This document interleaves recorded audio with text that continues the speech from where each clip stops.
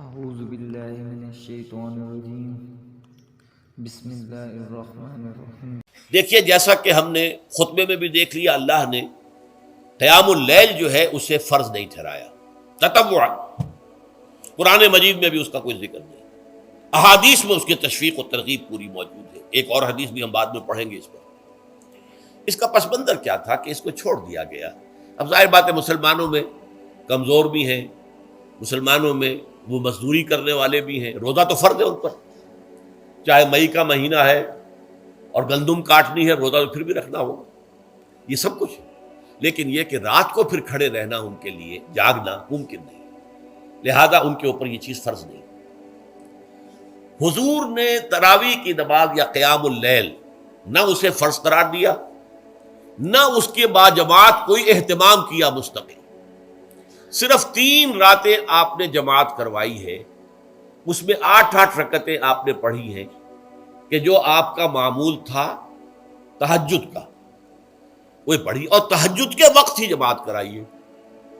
یہ ہے وہ حدیث۔ اس کے علاوہ کسی نماز تراویح جو ہے جو ہم پڑھتے ہیں 20 رکعتیں عشاء کے ساتھ متصل، اس کا کوئی ذکر نہ دور نبوی میں ہے نہ دور صدیق اکبر میں ہے۔ یہ دور حضرت عمر کی خلافت میں ہوا ہے، اور ہم نہیں کہہ سکتے کتنے سال کے بعد ہوا ہے۔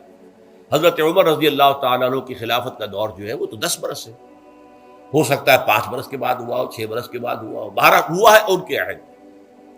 حضرت عمر ایک مرتبہ مسجد میں داخل ہوئے، مسجد نبوی میں، تو دیکھا کہ کچھ لوگ 8 10 12 جو ہیں وہ ایک جو ہے حافظ کے پیچھے کھڑے ہوئے اور قرآن سن رہے ہیں، کچھ دوسرے کونے میں کھڑے ہیں، کچھ کہیں اور کھڑے ہیں، مختلف جماعتیں ہو رہی ہیں۔ تو انہوں نے سوچا کہ کیوں نہ ان سب کو ایک امام کے پیچھے جمع کر دیا جائے، اور اس کے لیے لوگوں کی سہولت کے لیے عشاء کے ساتھ متصل رکھ دیا جائے، اس لیے کہ تہجد کے وقت اٹھنا جو ہے وہ تو ہر کس و ناقص کا کام نہیں ہے، کہ عشاء کے بعد اگر تھوڑا سا اضافی وقت ہو صرف، تو یہ ہر شخص کر لے گا، مزدور بھی کر لے گا۔ لہذا آپ نے یہ نظام تجویز فرمایا کہ عشاء کے متصلاً بعد 20 رکعت نماز پڑھی جائے اور ایک امام کے پیچھے پڑھی جائے۔ یہ گویا کہ اجتہاد ہے حضرت عمر رضی اللہ تعالی عنہ، اس کو آپ نے خود بدعت بھی قرار دیا ہے، لیکن بدعت حسنہ۔ بدعت کس اعتبار سے؟ لغوی اعتبار سے، نئی بات، اس لیے کہ حضور کے زمانے میں نہیں تھی، تو یہ اس طریقے سے ایک نئی بات ہے۔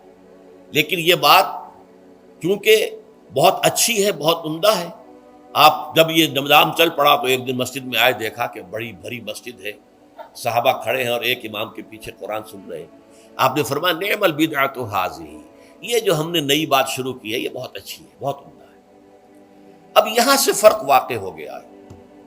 ایک تو اہل تشیع جو ہے وہ تو ویسے ہی حضرت عمر سے بہت دشمنی رکھتے ہیں، عناد رکھتے ہیں، تو حضرت عمر کے اجتہادات سے انہیں نفرت ہے، انہیں دوری ہے، چاہے وہ کوئی سا بھی حضرت عمر کا اجتہاد ہو۔ ہمارے ہاں اہل حدیث حضرات بھی در حقیقت حضرت عمر یا کسی اور خلیفہ راشد کے فعل کو وہ سمجھتے ہیں کہ یہ ایگزیکٹو آرڈرز ہیں، یہ ہمیشہ کے لیے نہیں ہے۔ حضرت عمر نے اپنے دور میں ایک نظام قائم کیا، ان کے دور کے لیے ٹھیک تھا، یہ ہمیشہ کے لیے نہیں۔ ہمیشہ کے لیے وہ 8 ہی رکعتوں کے قائل ہیں، وہ تہجد والے، لیکن اس میں بہرحال انہوں نے بھی خود یہ اضافہ کیا ہے کہ وہ 8 رکعتیں وہ عشاء کے ساتھ متصل پڑھتے ہیں، تہجد کے وقت تو نہیں پڑھتے۔ اور حضور نے تو صرف 3 روز جو ہے وہ کرائی تھی جماعت، وہ لوگ 30 دن یا 29 دن پڑھ رہے ہیں، تو اضافہ تو انہوں نے بھی کر دیا، تو نظام میں تبدیلی تو ہو گئی۔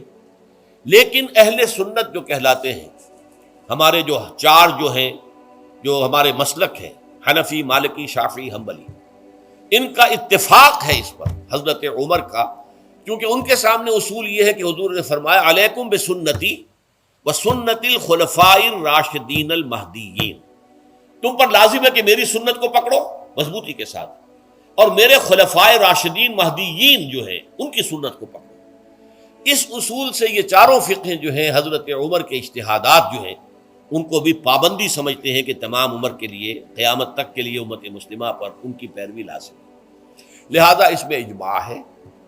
اور یہاں تک کہ یہ سب سے آخری جو اس میں مسلک پیدا ہوا ہے زمانی اعتبار سے، سب سے پہلے مسلک جو ہے حنفی پیدا ہوا ہے، پھر مالکی پیدا ہوا ہے، پھر شافعی پیدا ہوا ہے، اور پھر حنبلی آخری ہے۔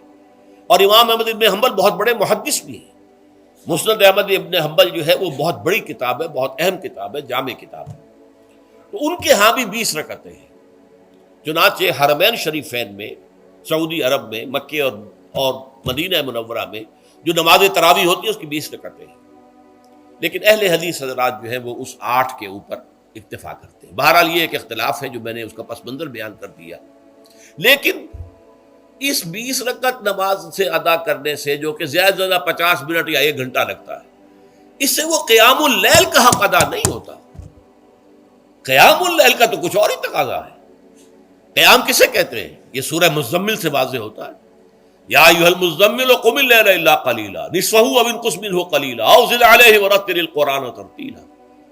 آدھی رات یا آدھی رات سے کچھ کم، یعنی تہائی رات، یا آدھی رات سے کچھ زائد، 2/3 رات، یہ ہے قیام اللیل۔ چنانچہ سورہ مزمل ہی کی آخری آیت جو دوسرا رکوع مشتمل ہے جس پر، اس میں صاف کہہ دیا گیا ان ربک یعلم انک تقوم ادنی من ثلثی اللیل ونصفہ وثلثہ وطائفۃ من الذین معک۔ اے اللہ کے نبی، اللہ خوب واقف ہے کہ آپ بھی اور آپ کے ساتھ ایک جماعت بھی رات کو کھڑی رہتی ہے، 2/3 رات یا آدھی رات یا 1/3 رات۔ تو یہ سارا معاملہ جو ہے قیام اللیل کا، گویا کہ کم سے کم 1/3 رات پر اس کا اطلاق ہو سکے گا، یہ نہیں کہ 1 گھنٹے۔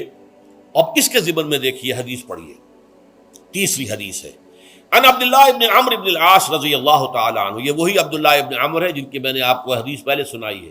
یہ ساری رات کھڑے رہتے تھے، پوری رات، اور ہر روز روزہ رکھتے تھے، جس پر حضور نے منع کیا، لا تفعل، مت کرو ایسا۔ رضی اللہ عنہما، یہ خود بھی صحابی ہیں اور ان کے والد عمرو بن العاص بھی صحابی ہیں۔ ان رسول اللہ صلی اللہ علیہ وسلم قال، کہ اللہ کے رسول صلی اللہ علیہ وسلم نے فرمایا الصیام والقرآن یشفعان للعبد، روزہ اور قرآن بندے کے حق میں شفاعت کریں گے۔ یقول الصیام، روزہ یہ عرض کرے گا اللہ کی جناب میں، اے رب پروردگار، انی منعتہ الطعام والشہوات بالنہار، میں نے تیرے اس بندے کو دن کے دوران کھانے پینے سے اور اپنی شہوت کا تقاضا پورا کرنے سے روکے رکھا، یہ میری وجہ سے روکا رہا، تو میری شفاعت اس کے حق میں قبول فرما، فشفعنی فیہ، میری شفاعت اس کے حق میں قبول فرما۔ ویقول القرآن، قرآن کیا کہے گا؟ منعتہ النوم باللیل، میں نے اسے رات کے وقت سونے سے، نیند سے روکے رکھا، فشفعنی فیہ، تو اس کے حق میں میری شفاعت قبول فرما۔ حضور فرماتے فیشفعان، ان دونوں کی شفاعت قبول کی جائے گی۔ یہ ہے قیام اللیل۔